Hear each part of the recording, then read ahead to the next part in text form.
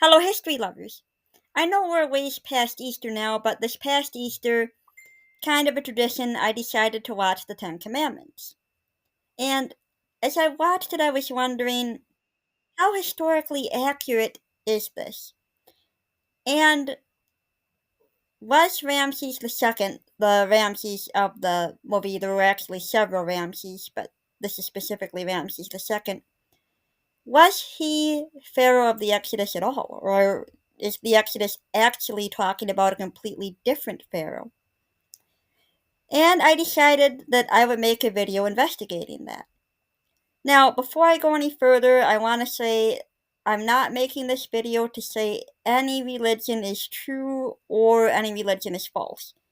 I'm simply making a historical video. We have the biblical account of the Exodus, and we have other historians such as Josephus, and there's an Egyptian historian called Manetho, and they both wrote accounts of the Exodus. So, okay, we have this historical account. Does Ramses II match this? Well, before I go into that, I want to talk about a few other historical inaccuracies in the Ten Commandments and the Prince of Egypt by extension, because they're basically the same movie except one animated and made more for younger viewers. But let's talk about Ramses' background before we get even into that. And this is important to understand his way of thinking and why he was the kind of pharaoh he was. And actually, he is regarded as the most successful pharaoh in ancient Egypt, period. He's basically the Egyptian equivalent of saying George Washington or Abraham Lincoln. So, one of the reasons maybe that he wanted a reputation like that he strove for a reputation like that, is his background. So let's back up a few generations. We have King Tutankhamun, King Tut. He dies without a living heir. So who's going to be pharaoh now? Well, let's have his Grand Vizier Ai step up. Ai also dies without any living heir. Now what's ancient Egypt going to do? Well, there's this military leader, Horemheb. Great guy, loved by the people. He's going to be an awesome pharaoh. And his wife is going to have a baby. Yay! Except he dies in childbirth. Now who's going to be pharaoh? Well, Horemheb has a grand vizier who will later take the name Ramses I. And good news, Ramses I has a living son already, even before he becomes pharaoh. He's got a son, Seti I. Yay! Better yet, Seti has a son, the future Ramses II. Wonderful, we finally have a line of succession in ancient Egypt after how long without one? Perfect. So, Ramses is shown in the movies as, he's supposedly coming from a long line of pharaohs, unbroken father's son. That's not the case. He didn't have the strongest royal pedigree. So, did that result in him feeling the need to prove himself more? Maybe. We do know that he put his name on everything in ancient Egypt, and I'm going to get to that shortly. But now let's talk about a few inaccuracies. The number one inaccuracy that bothers me about the Ten Commandments is it shows Ramses viewing his wife Nefertiri as pretty much just a prize to be won. And by the way, her name was not even Nefertiri, it was Nefertari. Now, also, please don't confuse her with Nefertiti, who was a completely different person. But as I said, the Ten Commandments shows him viewing her as just basically a prize and no real love involved there. Remember, my sweet, that you must be wife to the next pharaoh. That you are going to be mine. All mine, like my dog or my horse or my falcon. I could never love you. Does that matter? To the real Ramses, yes, that mattered a lot. He worshipped his wife. He was absolutely head over heels in love with Nefertari. He called her she for whom the sun doth shine. He built a temple for her while she was alive. Like, literally, let's worship this woman. And not only that, her statue, whenever there's a statue of the two of them together, her statue is equal in height to his. Now, that might not seem like a big deal, but in ancient Egypt, statues the size of the figure depicted the importance. Other statues of pharaohs with their wives, they got their wife down almost the size of their foot. Hey, my wife's underfoot where she belongs.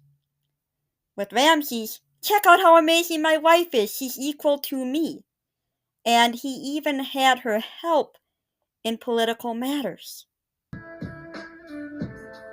Egyptologists have found letters written by Nefertari that prove she had a special role within Ramses II's royal administration.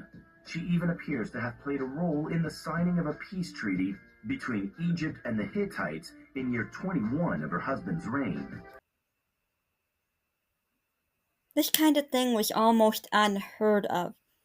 So, it's clear that Ramses both deeply loved and respected Nefertari.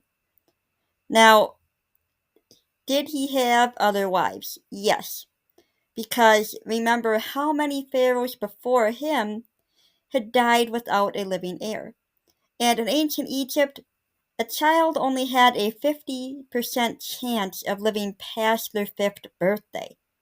So, the name of the game is make royal babies and lots of them to be sure somebody's gonna live to rule after you. So, yes, he had more than one wife. But Nefertari was his great love. There's another queen of his who was granted the title. In fact, he did have one queen who was granted the title of Great Royal Wife after Nefertari's death. And there was another who was granted that title later on, but possibly that was after her son came to rule. None of Nefertari's children ended up ruling. And I'm going to get a little bit more into that later on. But it's possible that when Ramses' son took over, that he named his own mother as Great Royal Wife, even though she had already passed away, saying, hey, let's honor my mom here rather than Nefertari. There would have been quite a bit of competition to see whose son was going to be the next pharaoh, so I can see that happening easy enough. But, as I said, Nefertari was clearly Ramses' great love. Now, another inaccuracy in the Ten Commandments is Ramses mentions at one point that the son we see dying in that movie is his only son. Yeah, that couldn't be farther from the truth. Ramses had over 100 kids that survived childhood. Yeah, he made sure there was an heir. So that's an inaccuracy. And interestingly, another inaccuracy, the movie version, Nefertiri, calls herself Queen of Egypt, and I default to using that term sometimes myself. The ancient Egyptians did not have a word for queen. If you were the favored wife of the pharaoh, you were the great royal wife. If you were one of the women like Hatshepsut, Nefertiti, Cleopatra, who ended up ruling in your own right, you were simply pharaoh. Whether you were a woman or a man, the title of the ruler was pharaoh. That's the end of it. There was no such word as queen. They wouldn't have understood what that word meant. So, that's a few inaccuracies in the movie. Let's get on to, was Ramses the pharaoh of the Exodus? No. At least not in my opinion. There are several different contenders, but I extremely doubt Ramses was that pharaoh. Well, how did that belief get started? Let's look at what the Bible says. The Bible says that the Israelites built cities for Pharaoh, and one of them is named as the city of Ramses. Well, that seems like a done deal, right? Must be Ramses City. And we know that there was a city called Pi Ramses built in Ramses' time. Pi Ramses, literally city of Ramses. Well, that matches up perfectly. Must be the right pharaoh, right? No. Because Ramses put his name on everything, whether he'd built it or not. Usurpation. An intriguing phenomenon which complexified the work of Egyptologists. This is the practice certain pharaohs had of replacing their predecessor's name by their own on monuments that they hadn't built. I actually find that interesting that that's one detail the Ten Commandments did get right. Ramses putting his name on things that he did not build. Kind of funny, actually. Will you lose the throne because Moses builds a city? The city that he builds shall bear my name. The woman that he loves shall bear my child. So it shall be written. So it shall be done.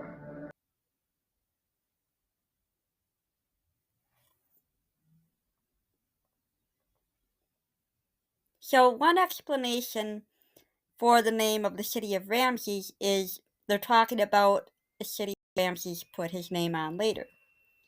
However, Ramses did do a lot of building during his reign. And we're not really sure in some cases what he built, what he didn't. In some cases, we find that another name had been basically chiseled out and his own name added in. Now, what does this say about Ramses as a person?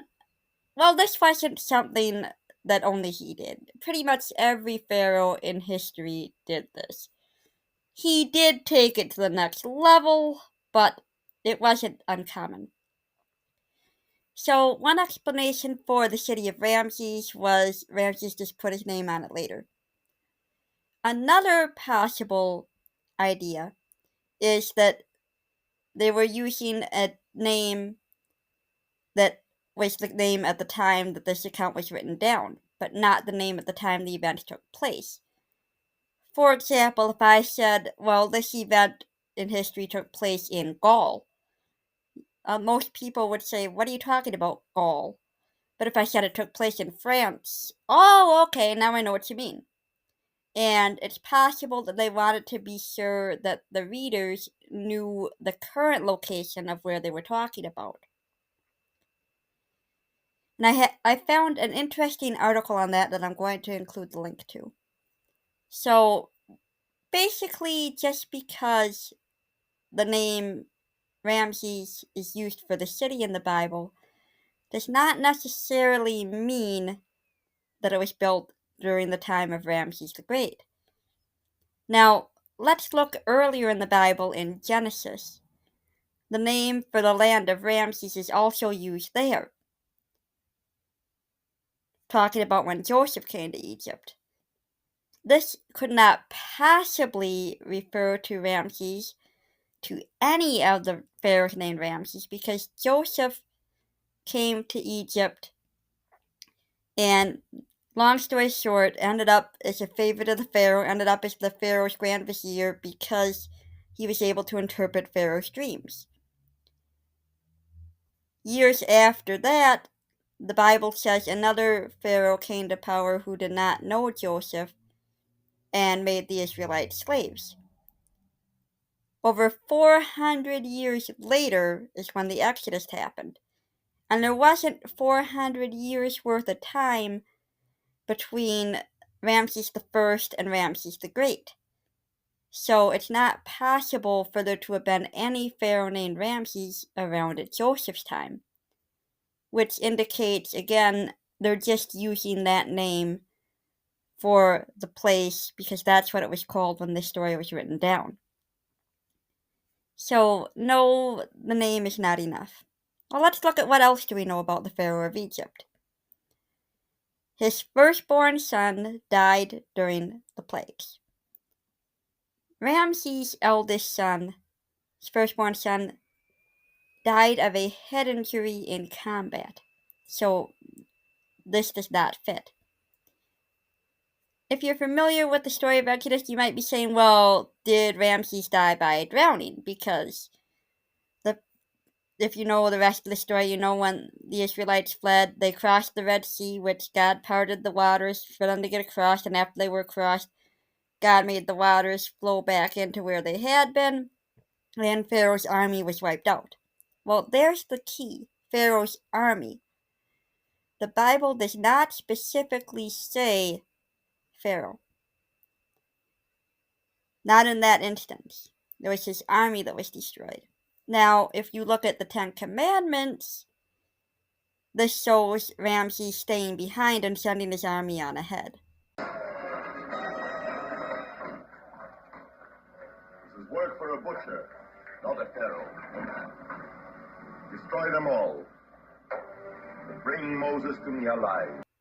So this doesn't mean that we can look at, oh, what pharaoh died by drowning, they're the pharaoh of Exodus. The Bible does not confirm that. I don't believe, though, that Ramses would have stayed behind and sent his army on ahead. That doesn't match with what we know of Ramses otherwise. He was known to be very brave in battle. Not the kind of guy to tell his army, you go on ahead while I stay safe. That doesn't match Ramses. In fact, at the Battle of Kadesh, supposedly, depending how much you can trust the account, Ramses actually looked at all his men who wanted to stay behind and said, what's the matter with you? I'm going into battle, you can do this too. And that's actually another inaccuracy in the Ten Commandments. They mention the Battle of Kadesh, but attribute it to Ramses' father, Seti. Not true. Pylons commemorate your victory at Kadesh, where you broke the Amorites.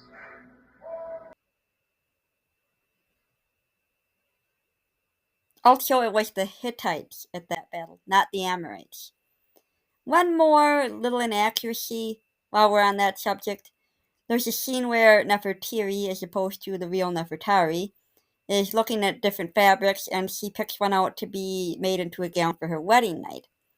The ancient Egyptians didn't exactly do weddings. They had husbands and wives, but it wasn't like we would think of a wedding ceremony. The guy went to the girl's dad, hey, I want to marry your daughter, is that okay with you? Yep. Daughter moves into his house, that's that. There wasn't what we would think of as a wedding ceremony per se. Just a minor nitpick on that one, but I thought I'd bring that up while we were talking about historical accuracy in the Ten Commandments. So back to what I was saying, we can't use the idea of did the pharaoh die by drowning to say, oh, this pharaoh matches up, because the Bible doesn't confirm that the pharaoh did in fact drown. But again, as I was saying, I don't believe Ramses would have stayed behind that way. So Ramses doesn't match up in those aspects. But that's mostly guesswork, nothing that can be actually verified. You know, do we know that he replaced his name on the city of Ramses for sure? Do we know that that's why the Israelites called it that, to say this is what it's called now? Do we know for sure that Ramses didn't stay back? We can't be sure. Those things, that's only guesswork and going by what we know of Ramses otherwise. However, there is one more concrete bit of evidence that Ramses was not the pharaoh of Exodus, and that's the timeline given in the Bible itself. But the actual timeline does not add up to be Ramses II, who is over here at 1279 BC. So, how we start is we look at when the Temple of Solomon was built. The Temple of Solomon was built in 996 BC. The Bible states that it is 480 years after the Exodus. That is 12 generations times 40 years per generation gives you 480 years. And the 12 generations lasting 40 years per generation is stated in the Bible. So we have that here. So we go back 480 years to when the Exodus would have happened, as stated in the Bible, and we end up over here. which is 1476 BC. So what we know about the Pharaoh of Exodus so far does not match Ramses. His firstborn son died of a wound, not in a plague. He was not the kind of guy to let his army go on ahead. And we know that even if the Bible mistranslated that, we know that Ramses didn't die by drowning because he lived to the age of 90. So either way you look at a pharaoh being either Pharaoh dying with his army at the Red Sea or not, Ramses doesn't match that. He also doesn't match the biblical timeline. So, pretty clear Ramses II is not the Pharaoh of Exodus. Well, then who is? The biblical timeline actually matches perfect with Thutmose III. Thutmose, it's been pronounced both ways that I've heard. Now, there's also another interesting bit about that time. If you look at the plagues, a lot of them can be explained naturally. Nile turning red, algae bloom. That leads to dying fish, which leads to frogs jumping out of the water, which leads to, and you got all these bugs on the dead bodies because if the frogs leave the water too long, they die. But then all the bugs come. Things like locusts, those kind of things can happen on their own. And for those who are religious watching this who are getting upset, I don't see why the same God who caused a flood, which is a natural disaster, couldn't be causing other disasters that could happen naturally. So I'm not saying not to believe in your religion. I'm saying that most of these plagues have some explanation, except here's one that's interesting. That the Bible mentions one of the plagues as being hail, and not just any hail.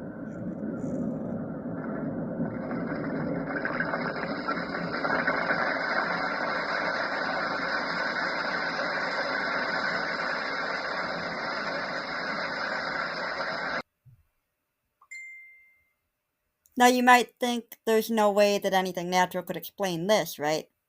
Actually, there is a natural cause for hail that has ash in it. Volcanic ash. Volcanoes can and do trigger hailstorms because the ash in the air heats clouds, got hail coming down, got ash mixed in with it, burning hail. Now, there is no volcano in Egypt. However, there is a volcano nearby, and that volcano's eruption from Santorini actually matches up timeline-wise with Thutmose. This matches up very well. Now, around this time, we have the Santorini volcano which erupts, and this causes some of the plagues. So not only does Ramses not match, we have another pharaoh who does match. Thutmose III also lost a son, his firstborn son, to what might have been a plague. So he lines up pretty well there. Now, does that mean that he's for sure the Pharaoh of Exodus? Most likely. But there is another candidate. Remember I mentioned the Egyptian historian who recounted the Exodus before. I mentioned him when we started. Well, he names another pharaoh as the Pharaoh of Exodus, and that's Amenhotep. Which Amenhotep? There's more than one. If we play with the years of the volcano eruption, and if we take the years from the time of the Exodus to the building of Solomon's temple as an estimate rather than an exact figure, if we play with those dates just a little bit, we end up with Amenhotep II. Now, Amenhotep II also was not succeeded by his firstborn son. Firstborn son died, maybe of a plague, we don't know for sure. He also is known to have bought tens of thousands of slaves. Why? Did he have to replace the Israelites after they were gone? So, Amenhotep II is also a very good candidate. Let me know in the comments who you think the Pharaoh of Exodus is. Do you agree that it could not have been Ramses? Also, one more detail about that. There's another explanation for why the Bible mentions the city of Ramses. It might not be referring to a person, but to a god. As far as the town of Pi-Ramses, as people say, was built during the time of before the Exodus, this is not actually correct because Pi-Ramses is a different way of saying it. The actual place is Pi-Rames, and Pi-Rames means place where Ra, the sun god, was born.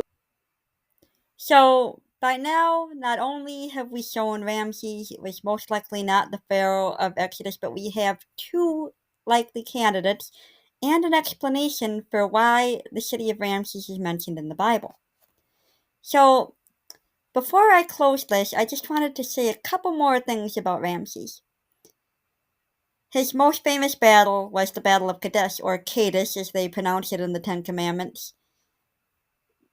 If you go to Egypt, you'll see the story of Ramses' victory there plastered everywhere. He never missed a chance to tell the story. Yeah, this is how I won that battle, how great I was. He was courageous there, but it was actually more of a stalemate. However, there was a great treaty between himself and the Hittites after that, between Egypt and the Hittites.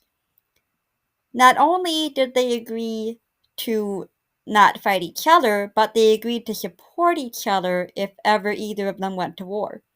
And there was peace between them for the remainder of Ramses' reign, which I think is a pretty good accomplishment for Ramses, that there was that kind of lasting peace after that. Ramses even wrote him letters, the king of the Hittites, letters referring to him as my brother. There was only one minor skirmish between them after that point. The king of the Hittites wrote to Ramses, said, "Hey, I got a pretty daughter, you want to marry her?" And Ramses is like, "Yeah, sure, because remember, the name of the game is make as many royal babies as you possibly can."